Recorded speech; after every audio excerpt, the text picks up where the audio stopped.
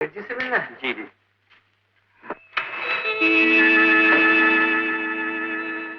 नाम? जानी। बाबू इन्हें अंदर ले जाओ। चलिए।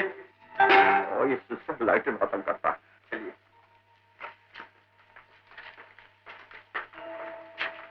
अच्छा सेठ साहब, चलना इजाजत दीजिए। राधे श्याम, राधे श्याम, राधे श्याम। आइए आइए मिस्टर एंड मिसेस वर्मा, मानने तो तारा ही इंतजार था। याद रहे, मेरा नाम यहाँ मोती नहीं, बनारसी दास है। ठीक तरह पहुंच गए? बिल्कुल। शाबाश, बड़े काम के आदमी साबित हो रहे हो। इनके साथ कहाँ तक पहुंचे? भगवान के घर में देर जरूर है लेकिन अंधेर नहीं। मैं भी बैठे बैठे यही सोच रहा था कि भगवान के घर में देर जरूर है लेकिन अंधेर नहीं।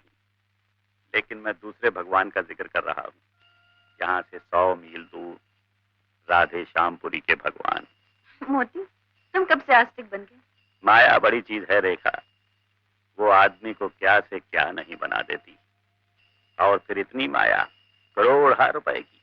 गोविंद बोलो हरि गोपाल बोलो, गोविंद बोलो हरि गोपाल बोलो, गोविंद बोलो।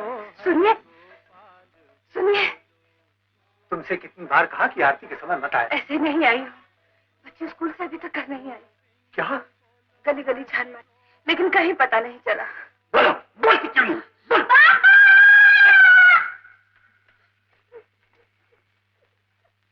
बेटे, जो कुछ तू बोलना चाहती मैं तेरे बापू से कह दूंगा। बोल। अब देखना यह है कि पुजारी को अपनी बेटी ज्यादा प्यारी है या अपना धर्म। अगर बेटी प्यारी तो कल शाम तक राधे श्याम की मूर्तियों के करोड़ों रुपए के असली जेवरात हमारे पास होंगे और हमारे ये सस्ते और नकली जेवरात मूर्तियों पर। ये जेवरात हूबहू वैसे हैं। आज पिछले 6 महीने से हमारे कारीगर इसी काम पर लगे हुए थे और अगले 6 महीने तक पुजारी के सिवा और किसी को यह शक नहीं होगा कि मूर्तियों के जेवरात बदल दिए गए। मोती, पुजारी हरगिज तुम्हारा साथ नहीं देगा। तुम इंसानी फितरत से वाकिफ नहीं हो रेखा। इंसान सिर्फ एक हद तक बर्दाश्त करने की ताकत रखता है और तकलीफ हद से बाहर हो जाए तो उसका हर असूल शीशे की तरह टूट टूट कर गिरने लगता है। पुजारी जानता है चोट तब करो जब लोहा लाल हो जाए। पुजारी को तब बताया जाएगा जब बेटी के गम की आग उसे पूरी तरह लाल कर चुकी हो।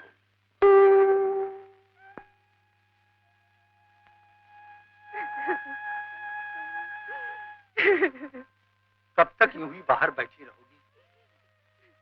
आप एक बार फिर जाकर पता लगाइए ना। जब थानेदार ने एक बार कह दिया है कि खबर मिलते ही पता देंगे, फिर बार बार थाने के चक्कर काटने से फायदा। मेरी राधा बिटिया को कुछ हो गया तो मैं जहर खा लूंगी। अच्छा बाबा, जाता हूँ।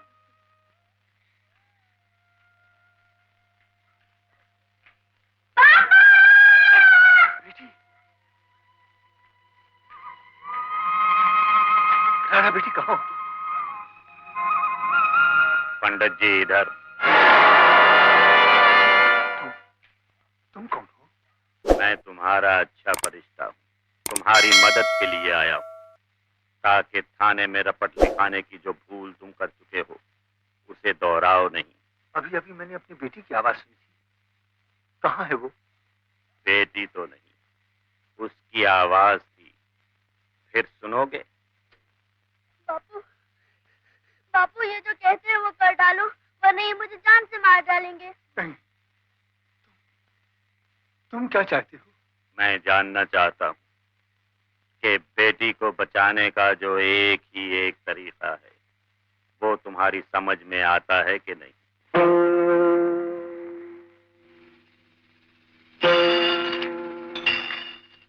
कौन?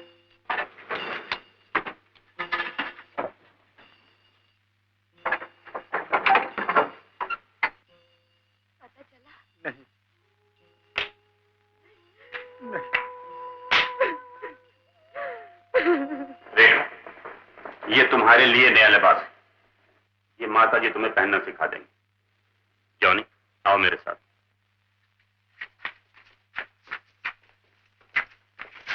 आहिस्ता, कोई चीज टूटे नहीं। जॉनी, इस वैन को इस पते पर ले जाना। जॉनसन नाम का एक यूरोपियन मिलेगा, वो इन चीजों के बदले में तुम्हें 5 लाख रुपया देगा। इन पत्थरों के बदले 5 लाख? पत्थर, यही पत्थर जॉनसन अमेरिका में ले जाकर 5 लाख के बजाय $15 लाख कमाएगा। ये आए कहां से? हिंदुस्तान में इतने पुराने मंदिर पड़े सड़ रहे हैं, उनकी कदर हमारे सिवाय और कौन करता है? ये लो।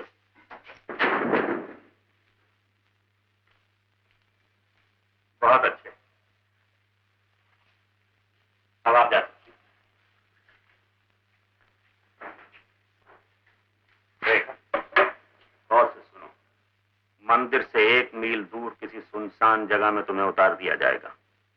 वहां से पैदल तुम मंदिर तक जाओगी। कोई पूछेगा तो कहोगी कि भटकती हुई जोगन हो, दर्शन के लिए आई हो। 12 और 4 बजे के दरमियान मंदिर के अंदर का मूर्ति वाला कमरा बंद रहता है। पुजारी इसी दौरान में हमारे एक तारे से नकली जेवर निकालकर उसमें असली जेवर भर देगा। 4 बजे जब वो दरवाजा खुलेगा, तुम माथा टेकते हुए वो एक तारा उठा लोगी। वो तुम्हारे इस लिबास के साथ इस तरह खप जाएगा कि किसी को शक भी नहीं होगा। ये पवित्र लिबास ऐसे अपवित्र काम के लिए पहनवाया है? ये तुम एक अच्छा जुमला कस रही हो या इनकार कर रही हो? मोती, कम से कम भगवान के घर को तो अपने गुनाहों से अलग रहने दो। देखा, सारा संसार भगवान का घर है। जो भगवान पत्थर की मूर्ति में बसता है वो तुम्हारे और मेरे अंदर ज्यादा बसता है। जेवर वहां न रहे, हमारे पास है। आखिर रहेंगे तो भगवान ही के पास में। इसी बात से जाहिर होता है भगवान तुम्हारे दिल से कितनी दूर है। सपने में भी ऐसा पाप कर बैठूं तो भगवान करे मेरे खानदान का नाश हो जाए। राय साहब, भूपेंद्र सिंह की बेटी ये बात कह रही है। क्या तुम समझती हो मुझसे कुछ छुपा है? क्या ये सच है? राय साहब, भूपेंद्र सिंह हमारे गिरोह के सरदार हैं। लेकिन भूपेंद्र सिंह अभी तक ये नहीं जानते कि उनकी बेटी भी यहाँ काम करती है। उन्हें बताना या ना बताना ये मेरी मर्जी पर है, और तुम्हें उन तक पहुंचाना या ना पहुंचाना ये भी मेरी मर्जी पर है। अगर जिंदगी में तुम्हें कुछ प्यारा है तो तुम्हें उसकी कसम, तुम्हें मेरी मदद करनी होगी। एक बार पिताजी से मिलवा दो, मरते दम तक तुम्हारा एहसान नहीं भूलूंगी। देखा बाप